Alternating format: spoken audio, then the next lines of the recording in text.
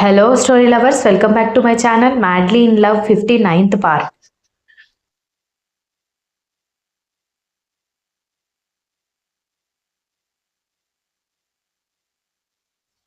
ఏంటన్నయ్య, నీకు నా మాటల మీద కంటే కర్ణగారి మీద అంత నమ్మకం ఏంటి అని అనగానే, నీకంటే నాకెవ్వరూ ఎక్కువ కాదు దక్ష, కానీ ఈ నెల రోజుల్లో అతను నీతో ఉన్న విధానానికి కర్ణ మాట్లాడిన మాటలు కాదని నేను గట్టిగా చెప్పగలను. ఎందుకంటే అతని మీద ఉన్న భయంతో అయినా అతనికి నువ్వు సరెండర్ అయ్యేదానివి.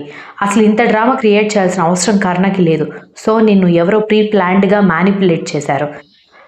అన్నయ్య, అక్కడ నిలబడి ఆ మాటలు విన్నది నేను. కానీ అసలు వినకుండా అందరూ కర్ణగారికి మాత్రమే సపోర్ట్ చేస్తున్నారు. సరే, మీరందరూ అన్నట్టు ఆయన అంత డ్రామా క్రియేట్ చేయాల్సిన అవసరం లేదు.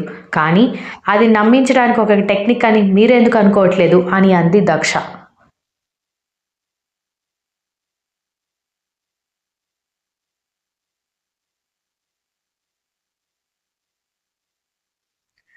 ఈ మాట కర్ణ విన్నాడంటే నిన్ను ఈ జన్మలో క్షమించడు. నువ్వన్నది కూడా నిజమే అనుకుందాం. అతనికి నీ మీద ప్రేమ లేదు, నువ్వు అనుకుంటున్న ఫీలింగ్ ఉందనుకో.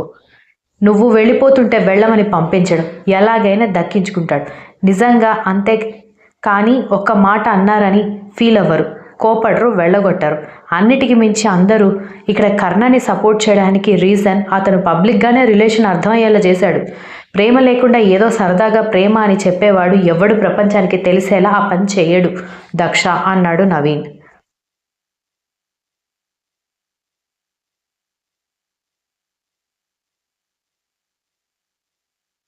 అన్నయ్యని కాబట్టి నీకు సపోర్ట్ చేయాలనుకోవడం చాలా తప్పు.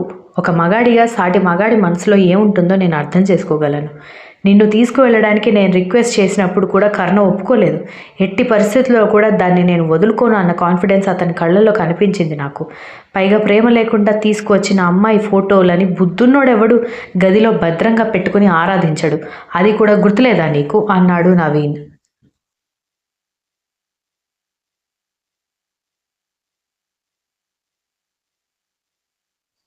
దక్ష కళ్ళల్లో నీళ్లతో అన్నయ్య వైపు చూస్తూ ఉంటే, వాళ్ళు పూర్తిగా నన్ను ఫూల్ని చేసి ఆయన దగ్గర నన్ను ఒక బుర్రలేని దానిగా నిలబెట్టారంటున్నావా అనగానే, వినడానికి చేదుగా ఉన్న నిజం అదే దక్ష. ఒక్క విషయం అడుగుతాను, చెప్పు. నువ్వింత ఫీల్ అయ్యి బాధపడుతున్నావంటే కర్ణ అంటే నీకు కూడా ప్రేమ ఉంది. నువ్వు కూడా ప్రేమిస్తున్నావు కదా అన్నాడు. నేను ఆయన కంటే ఆలస్యంగానే ప్రేమలో పడుండొచ్చు అన్నయ్య, కానీ నా ప్రాణం అయిపోయాడు కొన్ని రోజుల్లోనే. అంత ప్రేమించే వ్యక్తిని మిస్ చేసుకోవాలని ఎవరనుకుంటారు అని దక్ష చేతుల్లో మొహం దాచుకొని ఏడుస్తూ ఉంటే, చెల్లెలు తల మీద చేవేసి దగ్గరికి తీసుకొని, ఇది నీకొక సువర్ణ అవకాశం అనుకో అనగానే దక్ష అయోమయంగా చూసింది.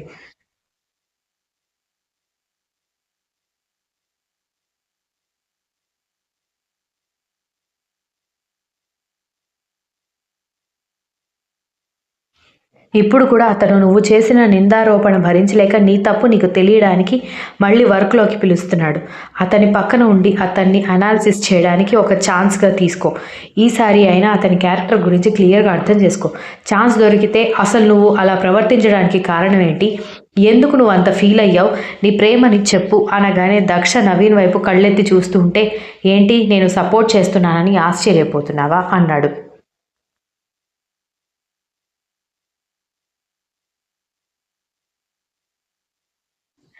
దక్ష అవునన్నట్టుగా తలాడించడంతో, చెప్పాను కదా, కర్ణ కళ్ళల్లో నీ మీద నిజమైన ప్రేమను చూశాను. అతనికి లైఫ్ లాంగ్ ఆ ప్రేమ కావాల్సిందే. అమ్మ నాన్న వదిన సంబంధం చూస్తే నిన్ను ఎలాంటి వాడికి ఇచ్చి పెళ్లి చేస్తారో నీకు బాగా తెలుసు కదా. కాబట్టి నీ జీవితాన్ని నిన్ను ప్రిన్సెస్ లాగా ట్రీట్ చేసే వాడి దగ్గర బాగుంటుంది అనగానే, సరే అన్నయ్య, కాస్త కంగారుగా ఉన్నా సరే ఆయన ప్రేమని నేను మళ్ళీ గెలుచుకోవడానికి ప్రయత్నిస్తాను అని అంది దక్ష.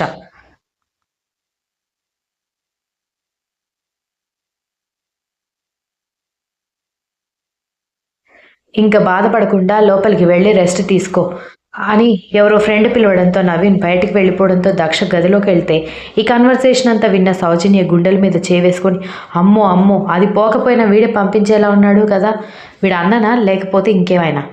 లేదు, నేను ఈ దిక్కుమాలిన పచారి ఇంటి వాడికి కోడలుగా వస్తే అది ధనవంతుడికి కోడలుగా పోతుందా, అసలు జరగనివ్వను అంటూ నవీన్ మాటల్లో వినిపించిన సంఘవి శాంభవి పేరు విని, ఎలా అయినా వాళ్ళని కలవాలి, కలిసి అన్నా చెల్లెలు ఇద్దరూ చేస్తున్న ప్లాన్ వాళ్ళకి తెలిసేలా చేయాలి అనుకుంది.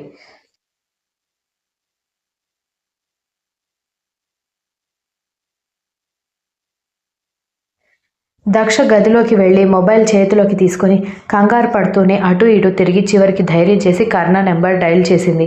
అదే టైంకి ఇంటికి వెళ్ళడానికి కిందకొస్తున్న కర్ణ మొబైల్ రింగ్ అవుతుంటే కాలర్ ఐడి చూసి కట్ చేసి ఫోన్ పాకెట్లో పెట్టుకుంటే కర్ణ అసిస్టెంట్ మేనేజర్ ఇద్దరు గార్డ్స్ కార్ వరకు ఫాలో అయ్యి కార్ డోర్ ఓపెన్ చేయడంతో లోపల కూర్చున్న తర్వాత కార్ ముందుకు వెళ్ళిపోయింది.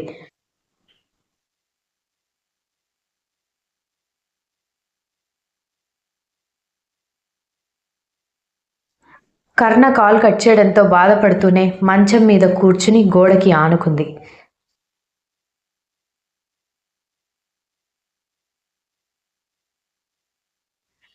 ఇప్పటికీ నా కూతురు మిస్ అయ్యి దగ్గర దగ్గర 20 రోజులు కావస్తుంది. పేరుకి రక్షక భటులు కానీ ఇప్పటి వరకు నా కూతుర్ని వెతకలేదు అని రాజశేఖర్ ఫోన్లో అరుస్తుంటే, సార్ అసలు మీ అమ్మాయి ఎప్పుడు ఎలా తప్పిపోయిందో మీకే తెలియనప్పుడు మేమెలా ఫైండ్ అవుట్ చేస్తాం? చూడండి మీ అమ్మాయి తిరిగే ప్లేసెస్ అన్నీ మేము వెతికాం. తాను ఎక్కడ కనిపించలేదు. నాకు తెలిసి నీలాంటి తండ్రి దగ్గర బ్రతకడం కంటే వేరే ఎక్కడైనా వెళ్ళడం మంచిది అనుకొని ఉండొచ్చు అని పోలీస్ ఆఫీసర్ కోపం కంట్రోల్ చేసుకోలేక చెప్పడంతో షటప్ యు నా గురించి ఏం తెలుసు అని మాట్లాడుతున్నావు? అయినా తన బావని వదిలేసి ఎక్కడికి వెళ్ళదు. పుట్టినప్పటి నుంచి తన బావ కర్ణని పెళ్లాడాలని వ్రతం పడితే నువ్వు పిచ్చి పిచ్చిగా మాట్లాడుతున్నావు అన్న రాజశేఖర్ డాడీ అన్న గొంతుకి ఆగిపోయి గుమ్మం వైపు చూశాడు.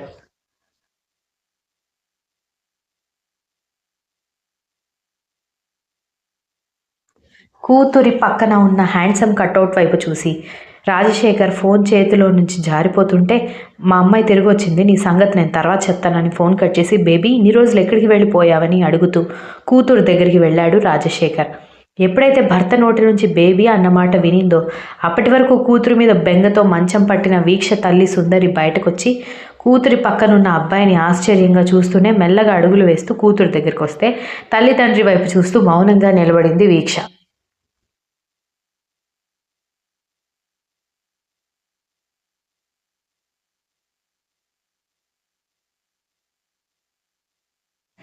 ఎక్కడికి వెళ్ళిపోయావని అడుగుతుంటే సమాధానం చెప్పవేంటి బేబీ?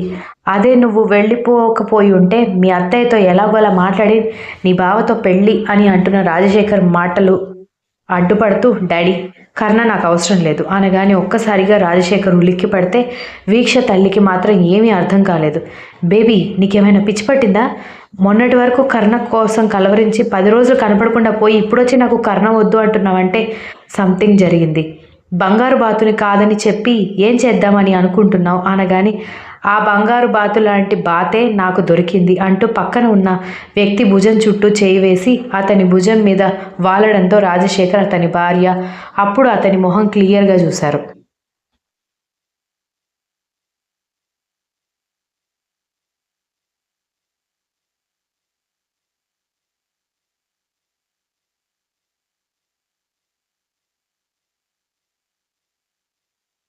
చూడడానికి చాలా హ్యాండ్సమ్‌గా ఉన్నాడు. కర్ణమోహన్ చూస్తే ఇంత అందమైన అబ్బాయి అల్లుడుగా కావాలి, హస్బెండ్‌గా కావాలని ఎలా కోరుకుంటారో అతను కూడా అంతే అందంగా ఉన్నాడు. ఎవడు వీడు? వీడు నీ మనసు మార్చేశాడా? అని రాజశేఖర్ కోపంగా అనగానే డాడీ అల్లుడికి రెస్పెక్ట్ ఇవ్వాలని తెలీదా నీకు? కర్ణకి ఏమాత్రం తీసిపోడు. పైగా నేనంటే పిచ్చి ప్రేమ ఉంది. అసలు నా మొహం చూడని మనిషి కోసం పాకులాడే కంటే ఈ 10 రోజుల్లోనే తన దగ్గర జీవితం ఎలా ఉంటుందో చూపించిన ఇతనే నాకు ముఖ్యం. మీరు ఒప్పుకుంటారా? సరే సరి. లేదంటే ఎవరు ఊహించని రేంజ్ వెడ్డింగ్ నా మొగుడు నాకు గిఫ్ట్‌గా ఇవ్వగలడు అనగానే ఆ భార్యాభర్తలకి ఏమి నిర్ణయించుకోవాలో అర్థం కాలేదు.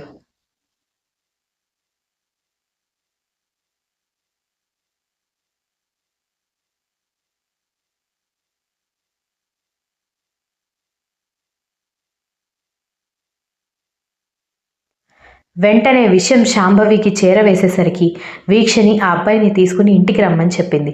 వీక్షకి అసలు వెళ్ళాలని లేకపోయినా అత్తంటే చిన్నప్పటి నుంచి ఉన్న ఇష్టంతో తప్పక వెళ్ళింది. కర్ణ తన అకాడమీలో ఉండడంతో అక్కడ జరిగేది ఏది అతనికి తెలియదు. కర్ణ నాన్నమ్మ అదే వీక్ష అమ్మమ్మ, మోహన్ రామ, శాంభవి, సంగవి, రాజశేఖర్, సుందరి అందరూ సోఫాల్లో సెటిల్ అయితే ఇలాంటిదేదో జరుగుతుంది అనుకున్నాను, అదే జరుగుతోంది అని స్నేహ తెగ సంబరపడిపోయింది.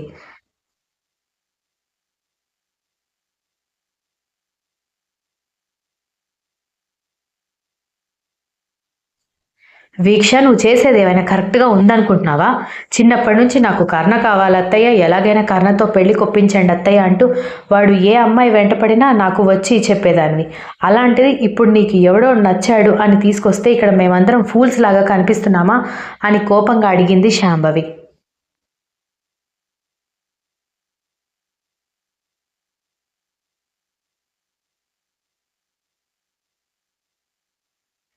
బయట పెద్దగా ఉరుములతో కూడిన వర్షం వస్తోంది. దీక్షితతో బయటికి వెళ్ళి చాలా రోజులు అవ్వడంతో బయటికి వెళ్దామని చెప్పడంతో దీక్షిత రానని చెప్పినా నీ మైండ్ సెట్ అవుతుంది అని చెప్పి మరీ లాంగ్ డ్రైవ్కి ఆ తర్వాత రెస్టారెంట్కి తీసుకువెళ్ళి ఆమెకి నచ్చినవన్నీ ఆర్డర్ ఇవ్వడంతో అతనికి ఎలా తనకు నచ్చిన ఫుడ్స్ అన్నీ తెలుసో అర్థం కాక అయోమయంగానే భోజనం చేసి తిరిగి ప్రయాణమైంది దీక్షిత విరాట్తో సహా. Continues. If you like this story, please like, share, comment and don't forget to subscribe.